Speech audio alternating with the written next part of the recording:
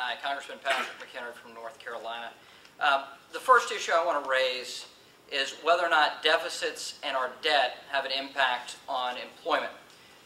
What we've seen in the bond markets over the last 2 weeks is that, in fact, our government deficit that is going to run to the tune of almost $2 trillion this year, the largest recorded deficit we've had on record in this country. That those deficits do, in fact, raise the cost of lending, hurt our rebound in housing that had a very small amount of recovery this year, and in fact hurts our long-term prospects of economic prosperity. So in fact, the stimulus plan that we passed, this Congress passed, in the $787 billion spent through the stimulus or set forth in the stimulus is in fact having a negative impact on our economy and dragging down our people's ability to get affordable lending, to bring our housing market back, and to grow small businesses.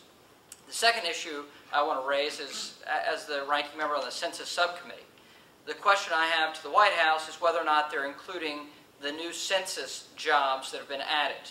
The census was given $1 billion out of the stimulus bill. The $1 billion, according to the White House, creates a certain number of jobs, according to their formula. They have not released that formula, unfortunately. But that $1 billion was for communications, for advertising. Well, that's an appropriations I supported. As everyone knows, the census occurs every 10 years, and the Obama administration did not invent the census. And so, regardless of whether it would be in the White House and regardless of a stimulus plan, we would have spent money on the stimulus, on the census anyway. And accordingly, we also have regular hires, temporary hires with the census. As any American will tell you, 2 part-time jobs or 2 temporary jobs do not equal 1 full-time job, as the White House is outlining it.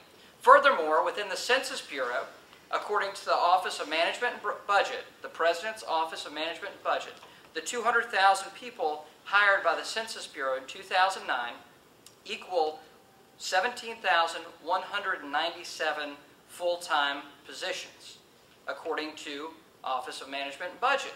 And next year, when the census hires 700,000 workers, that will be calculated to the equivalent of 105,391 full-time positions, full-time equivalents. Now, apparently the White House determines government funding and government spending, creating jobs, in a much different way, and in fact includes multiples of what the Office of Management and Budget has raised. These are issues that have to be resolved, and the White House should answer for their calculations. And the question about the census, OMB has already issued their numbers on the census hires that have been well planned for many years, including the address canvassers that are out now and finishing up their work, as well as the additional folks that will be out next year.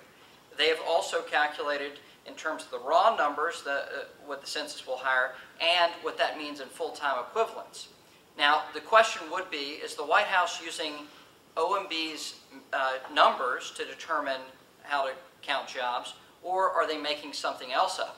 And it's apparent that if they're including the census numbers, they are using quite a bit of hocus pocus to expand those numbers into something larger so they can tout politically.